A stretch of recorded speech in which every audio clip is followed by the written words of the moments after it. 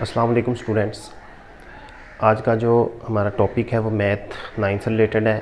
इससे last lecture के अंदर हमने टाइप्स ऑफ मैट्रिसेस जो थे वो डिस्कस किए थे। आज उन्हीं की एप्लीकेशन जो है वो 1.2 एक्सरसाइज के अंदर होगी। इससे पहले कि हम अपना लेक्चर स्टार्ट करें, वो तमाम स्टूडेंट्स जिन्होंने अभी तक इस चैनल को सब्सक्राइब नहीं किया उसे सब्सक्राइब करें ताकि आपको हर नई आने वाली जो वीडियो है वो मिल सके, क्योंकि मैं एक सीरीज़ के साथ इन तमाम टॉपिक्स को रिकॉर्ड कर रहा हूँ।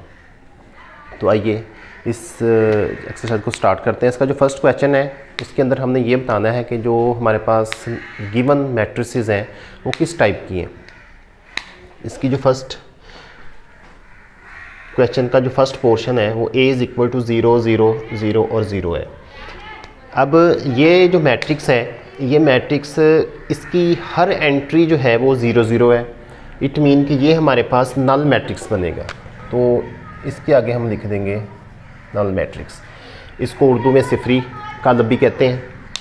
इसके बाद जो B है, इस मैट्रिक्स के अंदर जो एंट्रीज़ है वो सिर्फ एक रो की फॉर्म में है, मतलब एक कतार की फॉर्म में है, इसलिए ये जो हमारे पास मैट्रिक्स है ये रो मैट्रिक्स बनेगा और उर्दू में इसको कतारी कॉलम भी कहते हैं।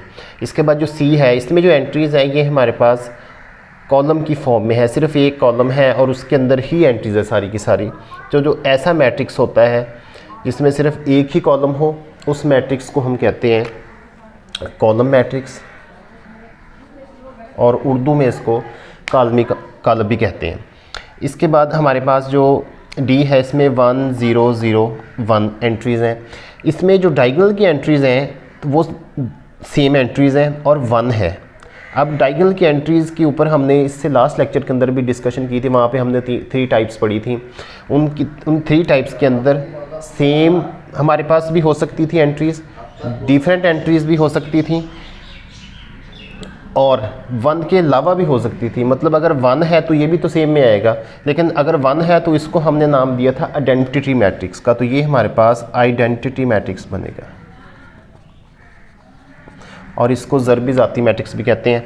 इसके बाद जो E मैट्रिक्स है, इसकी तमाम एंट्रीज़ 0 है, क्योंकि इसमें एंट्री ही एक है, तो इसको हम नल मैट्रिक्स कहेंगे। ये हमारे पास नल मैट्रिक्स है। इसके बाद जो F मैट्रिक्स है, इसमें एक ही कॉलम है और उसी कॉलम के अंदर हमारे पास तमाम की तमाम एंट्रीज़ हैं। इट मीन कि ये जो हमारे पास है ये हमारे पास कॉलम मैट्रिक्स है। इसके बाद जो क्वेश्चन नंबर 2 है उसके अंदर भी हमने सेम ही क्वेश्चन है। उसके अंदर भी हमने यही बताना है कि ये जो हमारे पास मैट्रिक्स दिया हुआ है ये कौन सी टाइप का मैट्रिक्स है। हमने पढ़ा था, अगर हम सबसे पहले देखिए इसके अंदर 2 रोज़ है और 3 कॉलम है। अगर हम देखें तो क्योंकि ये इनकी नंबर ऑफ़ कॉलम्स और नंबर ऑफ़ रोज़ इक्वल नहीं है, तो ऐसा कॉलम जिसमें नंबर ऑफ़ रोज़ और नंबर ऑफ़ कॉलम्स इक्वल ना हो वो हमारे पास रेक्टेंगुलर मैट्रिक्स होता है और उर्दू में इसको मुस्ततीली कॉलम कहते हैं। तो इसके आगे हम लिख देंगे रेक्टेंगुलर मैट्रिक्स।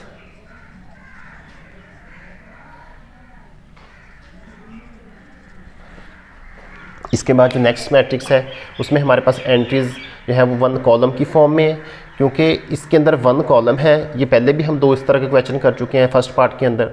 तो ये जो एंट्रीज़ कॉलम की फॉर्म में है, इसलिए ये हमारे पास बन जाएगा कॉलम मैट्रिक्स। इसके बाद जो हमारे पास नेक्स्ट मैट्रिक्स है, इसमें अगर हम देखें तो हमारे पास 2 ही रोज़ हैं और 2 ही कॉलम्स हैं। इट मीन का नंबर ऑफ़ रोज़ जो है वो नंबर ऑफ़ कॉलम के इक्वल है, इसलिए ऐसा कॉलम जिसमें नंबर ऑफ़ रोज़ और नंबर ऑफ़ कॉलम्स इक्वल हो वो हमारे पास बन जाता है स्क्वायर मैट्रिक्स और इसको हम मुरब्बी कॉलम भी कहते हैं। इसके बाद जो हमारे पास नेक्स्ट मैट्रिक्स है, इसमें ये क्वेश्चन नंबर 1 के अंदर भी हम कर चुके हैं। ये वाला matrix identity matrix, same values हैं और 1 1 है, तो इनको हम लिख देंगे आइडेंटिटी मैट्रिक्स। इसके बाद जो हमारे पास नेक्स्ट मैट्रिक्स है उसके अंदर हमारे पास जो वैल्यूज़ हैं वो रोज़ के फॉर्म में भी हैं और कॉलम्स में भी। हमारे पास नंबर ऑफ़ जो रोज़ हैं वो 3 हैं, 1 2 एंड 3, और जो नंबर ऑफ़ कॉलम्स हैं वो 2 है। इट मीन कि हमारे पास जो नंबर ऑफ़ रोज़ और नंबर ऑफ़ कॉलम्स दोनों हमारे पास इक्वल नहीं है, तो ये हमारे पास बन जाएगा रेक्टेंगुलर मैट्रिक्स।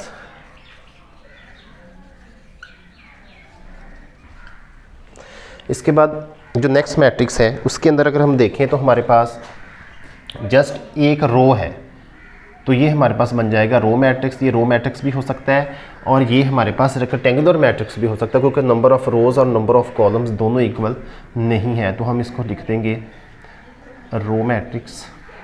इसके बाद जो हमारे पास नेक्स्ट मैट्रिक्स है उसके अंदर सारी की सारी वैल्यूज़ कॉलम की फॉर्म में है, तो ये हमारे पास आ जाएगा कॉलम मैट्रिक्स, और इसको हम रेक्टेंगुलर मैट्रिक्स भी कह सकते हैं। ये हमारे पास कॉलम मैट्रिक्स है।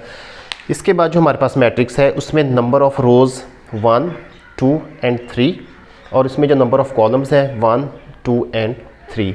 नंबर ऑफ़ रोज़ और नंबर ऑफ़ कॉलम्स दोनों इक्वल हो गए। अगर किसी भी मैट्रिक्स के अंदर नंबर ऑफ़ रोज़ और नंबर ऑफ़ कॉलम्स दोनों इक्वल हो जाएं तो वो हमारे पास स्क्वायर मैट्रिक्स बन जाता है, उसको मुरब्बी कालब भी कहते हैं। इसके बाद जो नेक्स्ट हमारे पास है उसके अंदर तमाम की तमाम एंट्रीज़ ज़ीरो हैं। ऐसा मैट्रिक्स जिसमें तमाम की तमाम एंट्रीज़ हमारे पास ज़ीरो हो जाएं वो हमारे पास हो जाता है नल मैट्रिक्स, तो इसको हम लिख देंगे नल मैट्रिक्स। इसके साथ ही हमारा जो आज का टॉपिक है वो ख़त्म हुआ। नेक्स्ट इंशाल्लाह नेक्स्ट लेक्चर के अंदर जो नेक्स्ट क्वेश्चंस हैं उनको सॉल्व करेंगे। अल्लाह हाफ़िज़।